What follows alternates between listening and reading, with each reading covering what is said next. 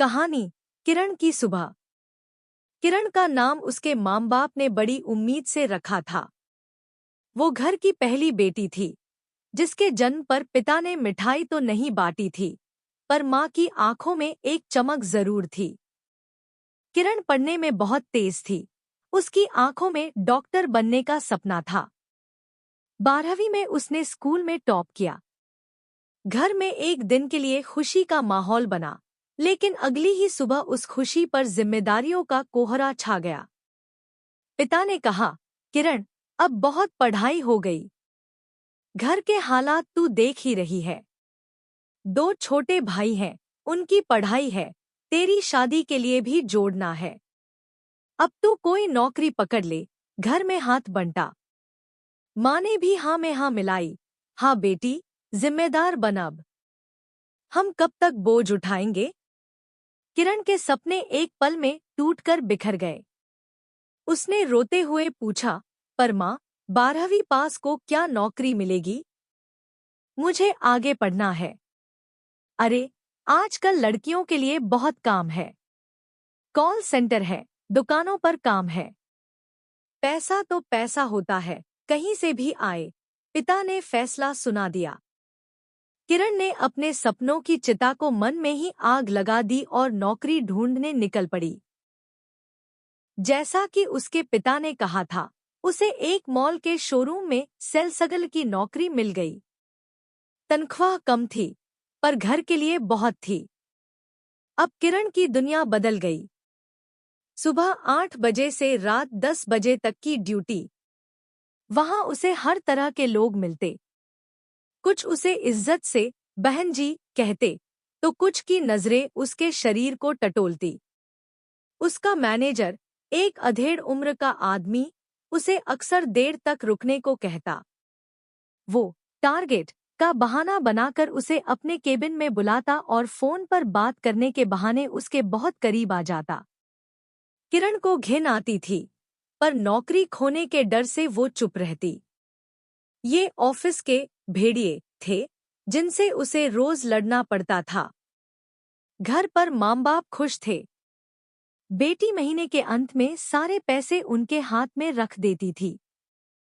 वो कभी नहीं पूछते थे, बेटा, तू ठीक तो है? काम पर कोई परेशानी नहीं? ये पैसे कहाँ से और कैसे कमा रही है? उनके लिए किरण अब बेटी नहीं, बल्कि एक कमाने वाली मशीन बन गई थी। एक दिन किरण ने अपने लिए एक जीन्स और टॉप खरीदा। उसे पहनकर जब वो घर से निकली, तो मोहल्ले की औरतें कानाफूसी करने लगीं। देखो, हाथ में पैसा आते ही पंख निकल आए। चाल चलन ठीक नहीं लगता इसका। किरण ने सुना, पर अनसुना कर दिया। वो किससे शिकायत करती? समस्या तब और बढ़ गई जब उसके छोटे भाई ने एक महंगे फोन की जिद की। माँ बाप ने किरण की तरफ देखा। देख ले बेटा, तेरे भाई की खुशी है। उस महीने मैनेजर ने किरण को एक ऑफर दिया। अगर तुम मेरे साथ एक शाम बाहर चलो, तो मैं तुम्हारा प्रमोशन भी कर दूंगा और एडवांस सैलरी भी। उस रात किरण सो नहीं पाई। एक तरफ भाई की जिद, माँ बाप की उम्मीदें और दूसरी तरफ उसका ज़मीर, उसकी इज्जत। उसे लगा, वो एक दलदल में फंस चुकी है, जहां से निकलने का कोई रास्ता नहीं। उसने सोचा, क्या मैं सच में गलत हूँ?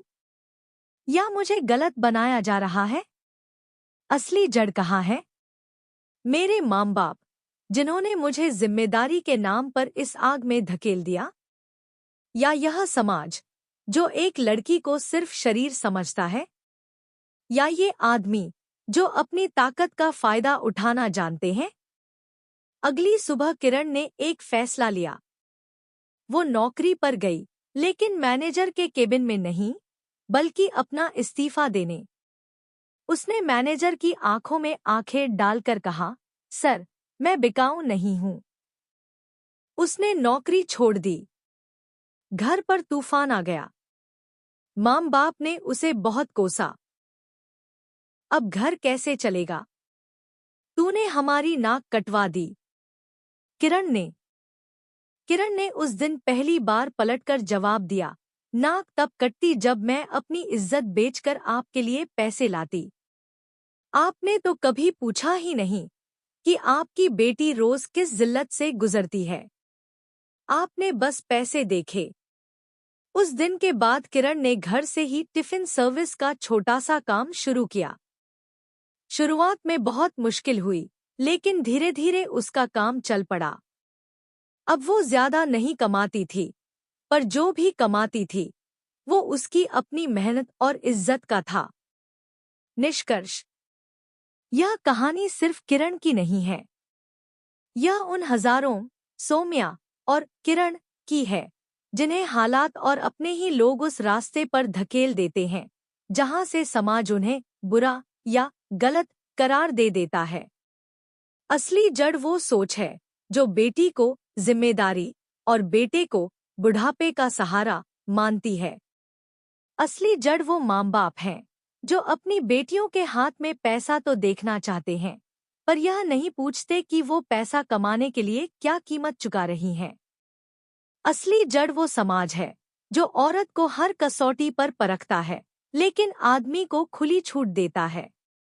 बदलाव तब आएगा जब हर माँ बाप अपनी बेटी से पूछेंगे, बेटा तू खुश तो है? और समाज की औरतों पर उंगली उठाने से पहले हर कोई पहले अपने घर की सफाई करेगा, अपनी सोच की सफाई करेगा। क्योंकि एक औरत को बदनाम करना सबसे आसान है, लेकिन उसकी लड़ाई को समझना उतना ही मुश्किल।